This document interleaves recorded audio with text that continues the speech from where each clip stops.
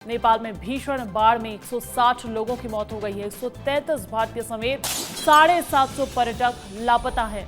तिब्बत से आए सैलाब ने तबाही मचा दी। सड़क, पुल, प्रोजेक्ट्स और घर में मलबे में तब्दील हो गए। राहत बचाव अभियान लगातार जारी बताया जा रहा है। ये नेपाल में भीषण बाढ़ के बाद 160 लोगों की मौत ने पूरी दुनिया को झकझोर दिया है। 133 भारतीय समेत 750 पर्यटक लापता है। देखिए, पड़ोसी देश है नेपाल और यहाँ पर भारतीयों का भी आने जाने का सिलसिला लगातार हर साल बना ही रहता है, 12 महीने बना ही रहता है। और यही वजह है कि जब इतनी भारी तबाही आई है तो इसमें 133 भारतीय समेत 750 पर्यटक लापता बताए जा रहे हैं। तिब्बत से आए सैलाब ने तबाही मचा दी। आप तस्वीरों को देखेंगे, कई गाड़ियां जो थी वो बह गई। जो इमारतें हैं ताश के पत्तों की तरह ढहती हुई नजर आई। महाप्रलय की ये तस्वीरें हैं। पूरा का पूरा हाइड्रो पावर प्लांट क्षतिग्रस्त हो गया। जो पुल वहां पर बने हुए थे वो भी इस जल सैलाब के साथ बहते चले गए। एक लहरों का खौफनाक मंजर साफ नजर आया है। राहत बचाव अभियान अब वहां पर चल रहा है।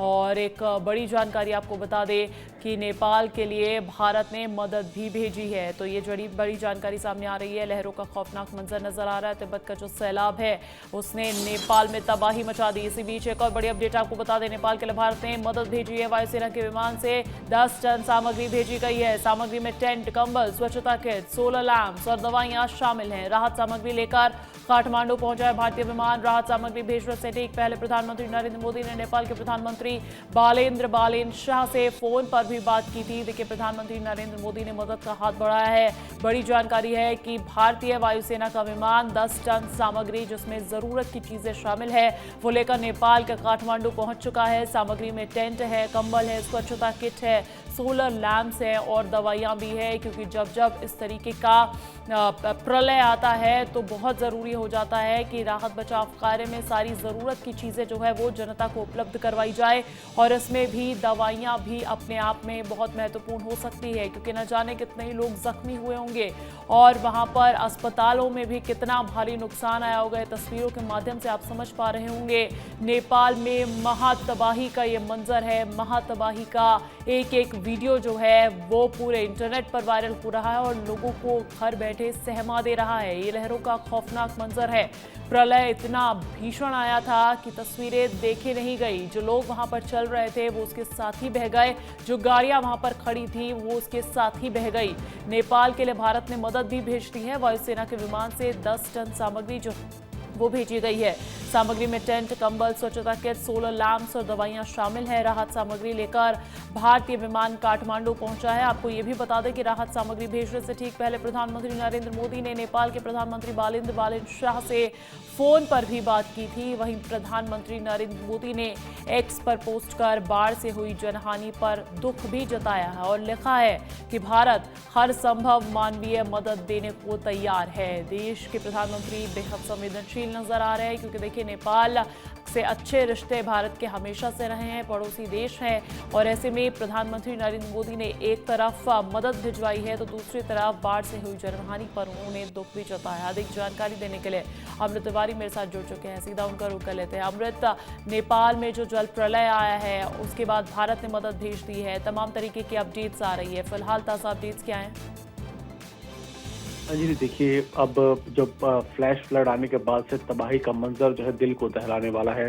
तकरीबन 160 मौतें हो चुकी हैं और 750 से अधिक लोग लापता है। और आपको ये भी बता दें कि इसमें तकरीबन 150 पर्यटक जो रहे हैं वो भारतीय हैं और उनका कभी अभी तक अता पता नहीं है। हालांकि इस दौरान भारत ने जो है अपनी जो मेडिकल टीम जो है वो उनके यहाँ काठमांडू भेज चुका है और कई टीमें जो अभी भी तैयार हैं, जो रेडी हैं अलग अलग साजो सामान के साथ राहत मुहैया कर पहुंचाने के लिए। तकरीबन जो इंफ्रास्ट्रक्चर का है बहुत बड़ी क्षति पहुंची है। 45 से ज़्यादा पुल बहे हैं, 65 से ज़्यादा टेम्पररी पुल होते हैं वो बह गए हैं। तो एक तो जैसे जाना आना भी बहुत ज़्यादा मुश्किल हो चुका है। तो कई जगहों पे सेना के हेलीकॉप्टर का सहारा लिया जा रहा है ताकि दूर दराज के इलाकों तक पहुंचा जाए और वहां पे जो है राशन और मेडिकल किट मुहैया कराया जाए। अभी भी जो है शवों की जो है पहचान की जा बाकी है और कई जो लोग लापता हैं उनकी तलाश भी लगातार जारी है। और ये उम्मीद की जा रही है कि कम से कम वो उनकी जान बची हो और उन्हें किसी भी तरह से बचा लिया जाए। इस त्रासदी में जो है नेपाल की तरफ से जो है, अगर उनके बयान की बात करें तो उनके राष्ट्राध्यक्ष ने बयान जारी किया है कि वो दिन रात उनकी सेना जो है बचाव कार्य में लगी हुई है, और भारत से जो सहयोग की जो बात थी उसको भी उन्होंने धन्यवाद किया, और भारत की जो दल है वो ऑलरेडी वहां पहुंचा हुआ है और अपनी जो है सुरक्षा और बचाव का काम जो है वो शुरू कर चुका है। सबसे बड़ी बात है कि इस त्रासदी को लेकर के कई सारी बातें भी सामने आ रही हैं। पहली तो ये कि आखिर में जो ये फ्लैश फ्लड तो हमेशा कहीं ना कहीं आते रहते हैं, लेकिन इतने बड़े पैमाने पे आने की वजह क्या रही है, इसके अलग अलग एंगल सामने आ रहे हैं। कुछ एंगल आ रहे हैं जैसे कि ग्लेशियल जो पॉइंट होता है वहाँ पे चीन की तरफ से तिब्बत में कई जगहों पे खुदाई की गई है, कंस्ट्रक्शन किए गए, सेटलमेंट तैयार किए गए, जो कि प्राकृतिक रूप से वो सही नहीं होते हैं, और उसका खामियाजा जो है वो जो बाकी तिब्बत और नेपाल को भुगतना पड़ा है। ये दावा भी एक नेपाल के जो एक आधिकारिक एक समाचार पत्र का हैंडल है उसके द्वारा किया गया है। बिल्कुल, और तो कोई देश कितना भी तैयार हो, इस तरीके का जल प्रलय जब आता है, नेचुरल डिजास्टर्स जब आते हैं तो तैयारी कम पड़ जाती है। अमृत, बहुत शुक्रिया तमाम अपडेट्स पहुंचाने के लिए। और इसी बीच इस वक्त की एक बड़ी खबर सामने आ रही है। नेपाल हादसे पर सीएम डॉक्टर मोहन यादव ने दुख व्यक्त किया है। सोशल मीडिया पर पोस्ट करके उन्होंने दुख जताया है। लिखा है, भीषण बाढ़ से जनधन की हानि हुई है, पीड़ादायक बताया उन्होंने इसे। मेरी संवेदनाएं नेपाल के प्रभावित लोगों के साथ है। सीएम का पूरा एक्सपोज जो है वो नेपाल के रसुवा क्षेत्र के भोटेकोशी नदी में आई भीषण बाढ़ से जुड़ा हुआ है। उन्होंने कहा, जनधन की हानि अत्यंत पीड़ादायक है। आपदा के इस कठिन घड़ी में मेरी संवेदनाएं नेपाल के प्रभावित लोगों के साथ है। ईश्वर सभी प्रभावित परिवारों को शक्ति और संबल प्रदान करे। सीएम डॉक्टर मोहन यादव ने भी अपना जो दुख है वो एक्सपोज के जरिए जताया है। और आप देखेंगे कि जो तस्वीरें भी सामने आई वो तस्वीरें अपने आप में दिल दहला देने वाली तस्वीरें। आप सोचिए कि आप घर पर बैठे हैं, कुछ काम कर रहे हैं और अचानक एक पूरा जल का सैलाब आपको बहा ले जाए तो आपका क्या आप पर असर पड़ेगा और क्या आपके अपनों पर असर पड़ेगा। और यही वजह है कि इस तबाही को महातबाही कहा जा रहा है। तिब्बत से सैलाब आया था और नेपाल में इसने तबाही मचा दी। लहरों का खौफनाक मंजर और उसके बाद मलबे की तस्वीरें आप देख पा रहे होंगे। जो घर कुछ मिनटों पहले तक खड़े हुए थे वो घर पूरी तरीके से क्षतिग्रस्त हो गए हैं। और चीज़ों की क्या बात की जाए, यहाँ तो इंसान के इंसान बह गए। ये एक बहुत दुखद घड़ी जो है नेपाल वासियों के लिए है और पूरी दुनिया के लिए भी है, क्योंकि इस तरीके के नेचुरल डिजास्टर्स जब आते हैं, इस तरीके के जब प्राकृतिक आपदाएं आती हैं तो कोई कितना भी तैयार हो वो तैयारी कम पड़ जाती है। क्योंकि कहते हैं कि प्रकृति के आगे कोई टिक नहीं सकता, प्रकृति से कोई लड़ नहीं सकता।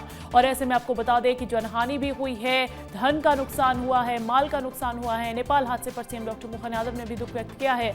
सोशल मीडिया पर पोस्ट कर उन्होंने दुख जताया और लिखा है कि भीषण बाढ़ से हुई जनधन हानि अत्यंत पीड़ादायक है। मेरी संवेदनाएं नेपाल के प्रभावित लोगों के साथ है।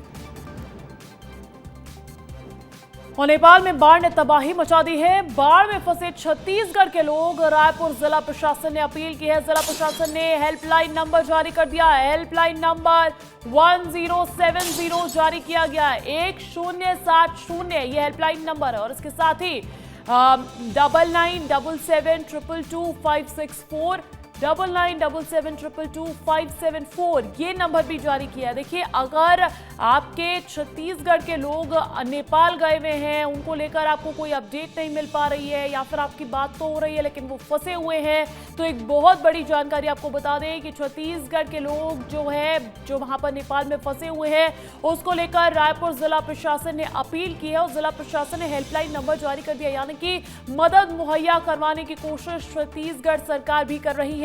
हेल्पलाइन नंबर आप लोग नोट कर लीजिए, 1070 ये हेल्पलाइन नंबर है। इसी के साथ 9977 222 564 और 574 ये नंबर भी जारी कर दिया गया है। और नेपाल में बाढ़ पर मुख्यमंत्री सुदेव साय ने भी दुख व्यक्त कर दिया है। पोस्ट कर उन्होंने भी गहरी संवेदना व्यक्त की है। अचानक आई बाढ़ की त्रासदी पर उन्होंने दुख जताया और लिखा, अत्यंत दुखद और हृदय विदारक घटना है। जान गंवाने वाले लोगों के परिजनों के लिए और उनके प्रति मेरी गहरी संवेदनाएं हैं। पूरा भारत एकजुटता के साथ नेपाल के पीड़ितों के साथ खड़ा है। तो देखिए, भारत और भारत सरकार लगातार नेपाल में मदद मुहैया करवाई रही है और वहां तो भारतीय वायुसेना का विमान भी भेज दिया गया है। तमाम चीजों से संलिप्त ये विमान बताया जा रहा है। लेकिन इसी बीच बाढ़ पर कैसे भारत साथ खड़ा है, ये पोस्ट छत्तीसगढ़ के मुख्यमंत्री सुमित साय ने किया है। सीएम साय ने सबसे पहले तो इस जल प्रलय पर दुख व्यक्त किया, इस सैलाब पर दुख व्यक्त किया है। उन्होंने गहरी संवेदनाएं उन लोगों के प्रति जताई है जिन लोगों को भारी नुकसान हुआ है, जिन्होंने अपने अपनों को खो दिया है। अचानक आई बाढ़ की त्रासदी पर दुख व्यक्त किया और लिखा, अत्यंत दुखद और हृदय विदारक ये घटना है। जान गंवाने वाले लोगों के परिजनों के लिए प्रति गहरी संवेदनाएं जो है वो व्यक्त की है।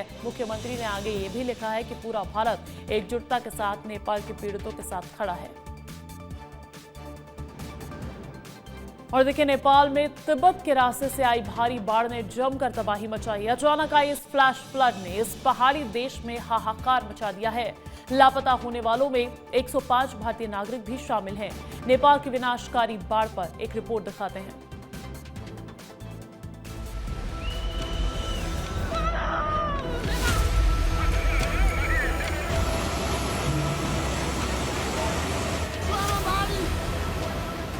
सड़कें बह गई, पुल के नामो निशान मिट गए और सैकड़ों परिवार उजड़ गए। नेपाल में अचानक आई बाढ़ अगर कुछ पीछे छोड़कर गई तो वो थी सिर्फ और सिर्फ तबाही की तस्वीरें। न बादल फटा, न मूसलाधार बारिश हुई। ऐसे में हैरानी इस बात की थी कि आखिर ये फ्लैश फ्लड कहां से आ गया। और इस बाढ़ में इमारतें डूब गई, पुल पानी में समा गए, गाड़ियां पानी में बह गई और जमीन समुद्र में तब्दील होती हुई नजर आने लगी। नेपाल में बाढ़ का पानी तिब्बत के ऊंचे इलाकों से आया है। अचानक आए इस पानी से भोटेकोशी और त्रिशूली नदियों का जलस्तर अचानक बढ़ गया। इस त्रासदी ने जहां सबसे ज्यादा तबाही मचाई वो था रसुआ जिला। भोटेकोशी नदी का जलस्तर अचानक बढ़ने की वजह से टिमुरे और सियाप्रुवेसी इलाके में भी कई घरों को नुकसान पहुंचा है।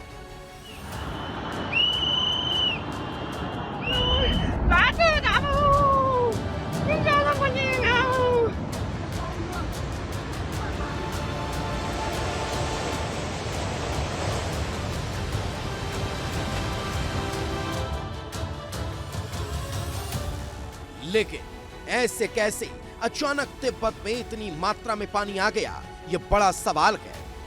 दरअसल तिब्बत में भारी बर्फबारी और भूकंप आया था, जिसके कारण झीलों का निर्माण हुआ था। इसी की वजह से भारी मात्रा में पानी जमा हो गया। अमेरिकी भूवैज्ञानिक सर्वेक्षण के मुताबिक गोसाई कुंडा से लगभग 47 किलोमीटर उत्तर में सुबह 8:37 पर तिब्बती क्षेत्र में 4.4 तीव्रता का भूकंप आया था। इसी वजह से झील का बांध टूट गया और पानी अचानक से नीचे आने लगा और नेपाल में तबाही मच गई। बाढ़ की चपेट में रसुआ का एक हाइड्रो पावर प्रोजेक्ट भी आ गया और जनहानि भी हुई। नेपाल के पर्यटन विभाग की माने तो अब तक लगभग 390 से ज्यादा लोगों का पता नहीं चल रहा। इसमें 291 विदेशी पर्यटक हैं, तो वहीं 105 भारतीय नागरिक भी इन लापता लोगों में शामिल हैं।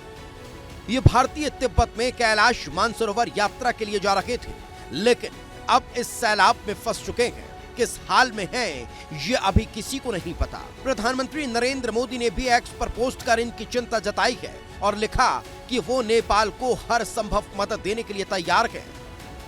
अब ये भी जान लीजिए कि नेपाल में आई बाढ़ बिहार के लिए भी उतनी ही घातक साबित हो सकती है, क्योंकि नेपाल के पहाड़ी क्षेत्रों से निकलने वाली नदियां जैसे नारायणी, गंडक और कोसी सीधे बिहार के मैदानी इलाकों में प्रवेश करती है। यही वजह है कि अब मुख्यमंत्री सम्राट चौधरी ने अधिकारियों को पूरी तरह अलर्ट रहने के निर्देश दिए हैं।